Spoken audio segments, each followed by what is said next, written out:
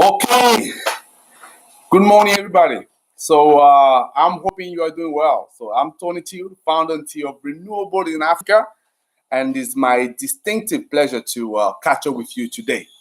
It is a beautiful week and actually a beautiful day. So there's a big sun out there, right? So after that, I'm just gonna go and enjoy myself.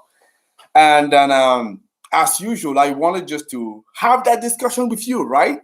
Because remember, we are your Africa Clean Energy Champion, also Clean Energy Champion in general, right? We talk about renewables energy, certainly the continent of Africa, but also across the world. So, first of all, let me ask you the question. Did you catch what just happened this week? I'm hoping you did, right? So, if you haven't done it, so have you seen the flyer on the poster, right? So there was headlines of papers on there. So I'm hoping you were able to catch that up, right? So if not, not a problem. That's what we're going to be talking about today, right? So that's the whole thing about this. That's the whole point of having this conversation. I know it's a little bit earlier than usual, but let's say I have some commitment afterwards, but I definitely wanted to have our catch up as we usually do, as we've been doing for the last few weeks. Now, why is it important for you to pay attention to what is happening? For the simple reason that you need to know what's happening in the industry. It's very important across the globe, because this industry, renewables energy, clean energy, how you want to call it, it's increasingly driven by policy and also action from big players. And that's actually what is driving the industry.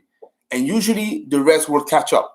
Not to say that grassroots doesn't have its importance. Definitely, grassroots is here to raise awareness and to shake things up so that people up there can move. And when it happens, invariably, they will make their move.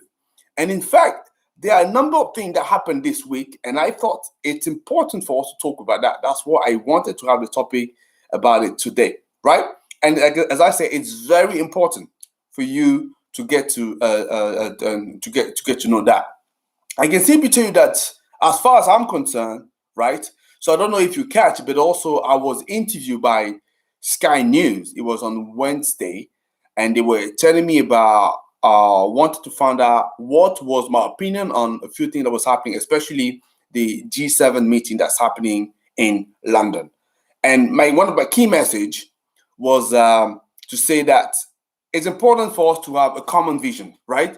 So as the G7 is setting up a vision to what we want to do to reach the objective of keeping the temperature below the 2 degrees centigrade, or 1.5 now, which is now the goal everybody's working toward, it's important to have the revision. How do we achieve that? Because what I've observed is usually wealthy nations have their idea in mind, but when you talk to emerging markets, right, it's not necessarily the same. So it's important to bring that together. So if we're talking from the same hymn sheet and everybody's interest is preserved, then we can set up a plan we can move towards. So it's very important just to set that right first. And I also wanted to say the reason, for example, people like Sky News will reach out to me is simply because, as I'm telling you, it's important to have an idea of what's happening in your industry. I'm just simply saying, for people that are looking to step into the industry, or maybe already in the industry, look at what is happening around you, because that's going to have an impact on you, right? And this is also how you can actually spot the change. You can look at what is happening and what are the opportunities you anticipate and position yourself. So that's why for you it's very important. And then with such an important, I would say, initiative happen this week, I wouldn't want to miss it and but share that with you. And that's what we're gonna be talking about. And throughout my career in the renewables, so more than 10 years now, this is always what I've been doing. Just making sure that I keep an eye on what's happening. Obviously, working on projects, getting involved with people on the ground, but steady watching out what's happening. And once you do that, then you are able to spot things that are happening around you, right? Great. So that's perfect. So now let's dive a little bit more into the topic that I've highlighted in the poster. Did you see the poster? Let me ask again. So if not, you want to watch it. So we're going to talk about three things. First of all, we're going to talk about the big message that was sent by large investors representing 41 trillion, managing 41 trillion of assets, right? So what was the message? We're going to talk about that briefly. We're also going to talk about what is the commitment that the G7 has taken recently with regard to climate reporting. And finally, we're going to end up with something very, very important that happened in South Africa, right? That was delivered by President Ramaphosa, right? So those are the three things we're going to talk about, right? Are you sure? You good? Great. So let's dive into that a little bit more into detail so that I can give you my perspective, right? And hopefully that can allow you to reflect. Oh, by the way, as I'm talking, think about your question, because I want you to be able to ask me questions, right? Because I also want it to be a conversation, because I'm sharing some insight here and I want to hear what you're talking about and have a discussion. Okay, so the number one topic. So I said that if you catch it, hopefully you caught it, right? You have big investors managing 41 trillion of assets. So that's huge, right? If you can see, for example, Amazon, right? And the Amazon, was it Google? I think Google, yeah, definitely Google, I believe, and Apple have become, trillion-dollar company, right? So it's almost like you have 41 times Amazon talking, so you can see how huge and big it is, right? So investors representing those companies, managing 41 trillion of assets, have clearly came out strong and delivered a strong message to government around the world, just to say that they need to be stepping up their game. They need to be stepping up their game. Otherwise, they could be missing out on investment, right? Stepping up the game with regard to tackling the climate crisis, right? And why is it important? It's important simply because there was a report delivered by the IEA, the International Energy Agency, saying it came out this week. And by the way, that was on the back of that report that I was invited to deliver that very quick live interview at Sky News in their daily climate show program. But in a nutshell, that report about the IEA, one of the points it was highlighting was that in order for us to move toward our objective to keep the temperature to 1.5 degree increase by the end of the century, clearly, basically, we need a lot of investment, about 1 trillion a year, which is significant, obviously, right? And what we know is lots of investment at the moment happen because government are putting in the money, basically public money. But we know we need a strong turnout of investors, right? So that's what is important. So when you see then now a group of investors, large investors representing 41 trillion coming together and saying they are happy to play their part, and they will be making sure that they engage with government that obviously are stepping up the game into the climate. This is a very strong message. This is what clearly will shake government, make them to move. And they've also added that government that implements measures, right, will become a very attractive investment decisions. And I can tell you the kind of company we're talking about a company like Fidelity, we're talking about State Street, BlackRock. Those are the huge investors. And they're simply saying, if you make the change necessary, we're going to be interested in investing in your country. So who will say no to that, right? So that's the kind of message that you want to hear from the business community, just to make the governments around the world, the politicians move, right? And I can definitely tell you that they are listening. And how do we know that they are listening? Well, look at what's happening. And that allowed me to move into my second point. So hopefully the first was very clear, right? So there's lots of article that was reporting about that first topic. So feel free just to Google it, right? You will see that. So the second one, which for me has to be connected. Well, what happened? Oh, by the way, let me also add, beside those large investors representing 41 trillion of assets, there was another letter for about 180 investors, right? People that represent Uber, Coca-Cola, and so on, right? Including in there some non-profit organization delivering the same message to government to say, we want you to be taking charge of what's happening. We want you to be a lot more bolder, right? Not just empty promises. We want action. And I'm saying when they come together, remember, when we united, we can move forward. When they come together like that, this is how they're shaking government, right? That's what's happened. Now, the second point, right, that is connected to the first is the fact that directly with the G7 meeting that happened, you had the finance minister of all those 7 wealthy nations that represent about 40% of the world GDP.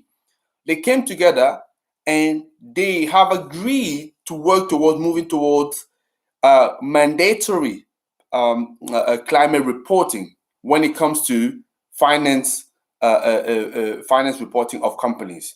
Meaning that when big companies will be obviously on a yearly basis showing the company's books, right, financial accounts, so they need to be able to report what they have been doing with regard to tackling climate change. What is the investment that they have made? What are the projects that they have done? And how does it look like, right? So that's absolutely important, especially the key words here is mandatory, which is very, very encouraging. That's definitely a step towards the good direction. Because obviously, if companies hiding, right, behind, figures and just plain lip services, so once you look the book, because when you do an analysis, financial analysis of a company, you clearly can understand what they are doing and what they are not doing. And you can compare that with what is their declaration publicly, right? So that's a very good step moving forward. And because you have all the nations, or at least the most powerful nation, coming together and delivering such a message, I'm hoping that there will be some arrangement for them to understand exactly what is the standard that's going to be applied when it comes to assessing those reports that will be sent. And I have to say, that is a little, I would say, subtle message or not clear message that I would like to deliver. Say that, okay, well, we need to be a little bit careful though, right? Because I know there's always a big announcement, but at the end of the day, you don't really know what it means because we're not naive, right? But what's going to be very important for me is to understand that in those climate reporting, then you want to understand what is included in the report and what will be excluded, especially what will be excluded, because that's usually where things can become a little bit tricky, right? So, and that's why we want to be paying attention, because people say, and that's true, the devil is in the detail. However, the fact that they've come together and they move towards mandatory climate reporting, it's already a good step. And we have to celebrate that. I know we are very critical, right, of government, but at times you need to recognize when a good step is being made, and I think it's a good step. Now, it's not all. We need to be vigilant to make sure that we understand exactly how it's going to be done in practice, right? And this is how it's going to make change. It's going to move change on the ground. Yeah, that's what I'm saying. So that's the second piece of good news that I wanted to report today. Oh, by the way, let me give you an example why such decisions are important. Because Renewables in Africa, if you do not know, so what we do, beside being a media platform raising awareness about clean energy in Africa and across the world, we are also a developer engaging with businesses who are looking to reduce their energy costs and also ensure a better power stability, isn't it? And quite interestingly, so one of the companies we are engaging with at the moment, obviously I can't mention the name to protect the privacy, obviously. So, but I can tell you it's definitely a blue chip company. It's a large company. And we are engaged with them in one of the country. they're based in. I would say Southern Africa. That's what I can say for now, right? But what is interesting is, because for us, we're always interested to understand why they want to move to solar, right? Is it simply energy cost? Is it simply stability? Is there anything else? Policy, reputation? And quite interestingly, this company, one of the main driver is that they want to phase out fossil fuel by 2030. That's the objective. So besides reducing costs, besides making sure that they have a strong power supply, strong and stable power supply, they also want to make sure that they can deliver on their promises, right? That they've made publicly. Like I say, phasing out fossil fuel, and that's the way for them to contribute. You see, and now with declaration made by G7 saying that in those countries, because most of those companies, let's face it, come from these countries, right? So countries that are part of G7, that when you have a finance minister saying, for each of the countries saying that they're going to make mandatory climate reporting, right? Clearly, you can see how it's already moving on the ground, big companies, because I'm sure companies like the one I'm talking about, right? They can see things moving this way and they say, okay, let's anticipate again. If I'm connecting that for the first point, if you know what is happening in your industry, you can anticipate. Let's anticipate and start positioning ourselves, because we're gonna be seen in a good light by our customer. We're gonna be seen in a good light by our government. Obviously, this is a way we're protecting the company, and we're also ensuring that the company can continue to thrive while we're doing as well our duty, our corporate social responsibility. Right? That's what I can see, and I can tell you this is how. What's happening in those news, don't think it doesn't have an impact. It has a direct impact.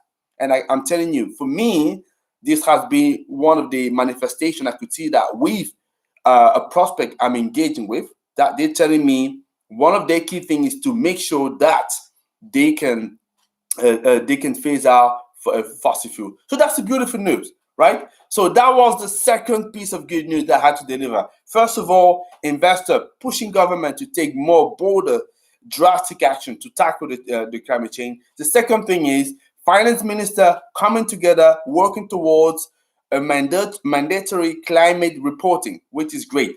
The third piece of good news, which is a lot more concrete, it's what happened in South Africa. Yes, South Africa, country of Nelson Mandela. Okay, the president Cyril Ramaphosa has announced, I think it was yesterday, it was announced, or maybe a couple of days ago, that basically what they will be doing very soon is to raise the threshold, right, for licensing for energy generation. Because, you know, from 1 megawatt to 100 megawatt, what does that mean? It means that at the moment in South Africa, if you want to run a generation project or build a generation project, energy generation project in South Africa, as long as you are below the threshold of 1 megawatt, you don't need specific licensing. You can just go ahead, and it's straightforward. And you wouldn't be surprised to see that that's why you've been seeing lots of CNI project, for example, private project, where people were setting up solar project or wind project, because you know below that threshold, there's virtually no hassle to go. Now, this has been lifted, and raised from 1 megawatt to 100 megawatt. This is huge. This is significant. This is going to have a big, enormous impact. And again, I can tell you, in our case, right? So in project where we engage with, I can tell you the number of time when we were doing project, right? We just wanted to make sure that the project stay below the 1 megawatt, because nobody want to mess up with the government red tapes. No, that's slowing down business, obviously. Now, if you go to 100 megawatts, that's huge. Bear in mind, in the African continent, for example, right, the biggest solar project we're talking about, if you talk about solar PV project, it's not that many 100 megawatts you will see. Usually it's below that. But what they're saying is, now, as a private entity, if you want to do that, the you pretty much have no license that you need. So that's gonna speed up tremendously the development of such project in the in the continent, in South Africa, right? And the reason I'm even more excited because South Africa is one of the key one of the engine of the continent, right? And clearly they are responsible for the solar revolution, right? So we have to thank them for that. Is because they had the RIPPP program that has accelerated the progress of solar in the continent. Not disrespect to other countries. Other countries also are doing good. Some country, right? Not all, but some countries doing good. But clearly, the impact of South Africa has changed the game in the continent. Now, with this news saying that they're also going to be raising the threshold, I can tell you for sure, countries going to be following suit when they're going to be seeing how booming the market will be in South Africa, and they will not want to miss out. This is why, for example, you can see the tendering process that's happening for big projects across Africa in terms of clean energy. That's because obviously the example of South Africa has shown what the benefit could be. So for South Africa now taking that step, and South Africa is taking that step because the government apparently wants to show that they're serious in tackling the energy crisis that they're having, load shedding and all of that. So that's what I'm saying is a fantastic piece of news. And then I can tell you in South Africa, the industry was literally in celebratory mood yesterday because it's such a fantastic news. And I'm just thrilled. And as I say, at times we're very critical to governments, but when they're taking a step like that, we have to celebrate and say, yes, thank you. We're moving in the right direction. Yeah. So this is what I wanted to catch up with you with. And then I see that. Like I say, feel free to drop me messages. I can see J1. I say hi. I'm J1. Hey J1, great to see you from Seoul. Yes.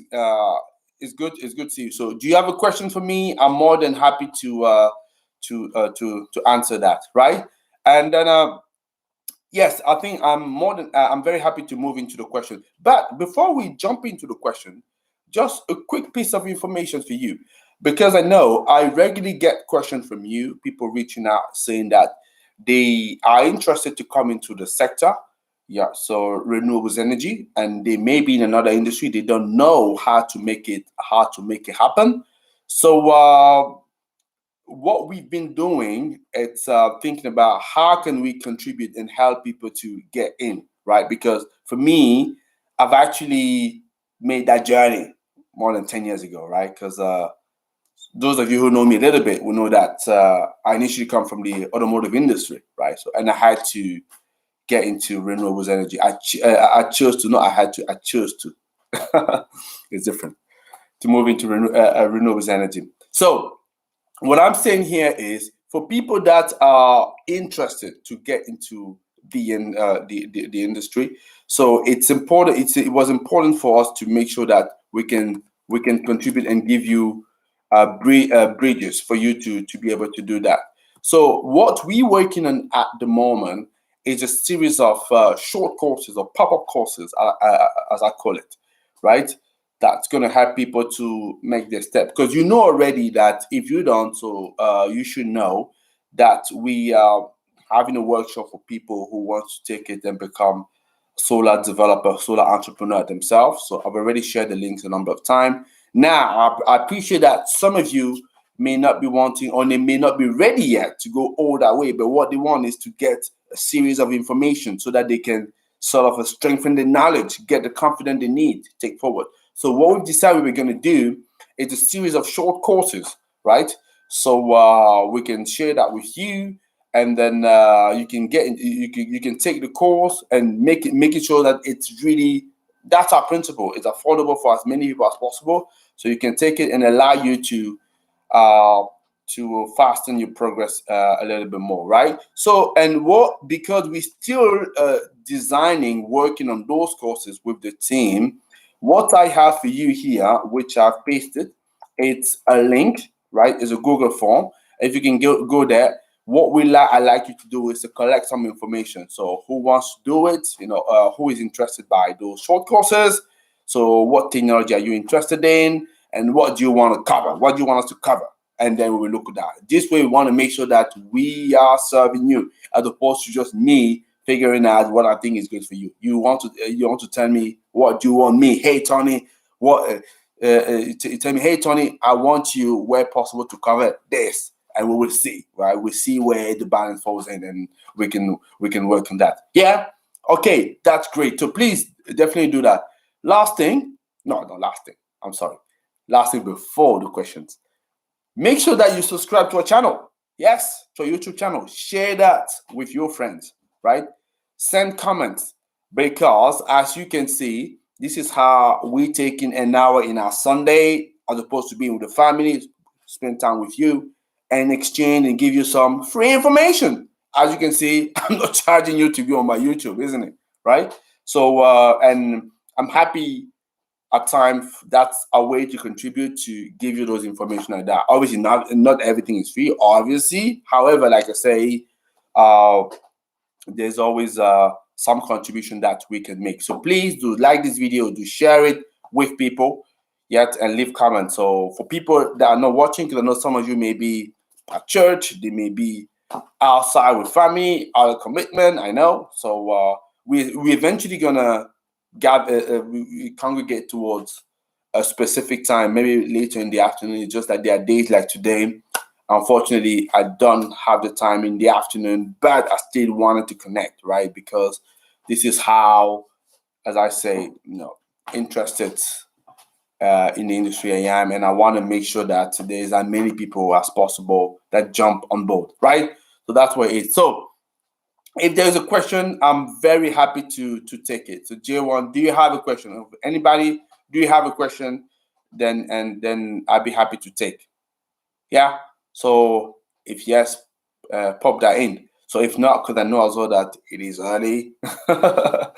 It's early for some, and then people may be busy, and that's fine as well. So I'm just gonna give it. Let's say I'm give it a few minutes just to see if there's a question. So if not, you can always, if you're watching, for people watching it afterwards, leave your question in the comment box, and then we'll still respond to that.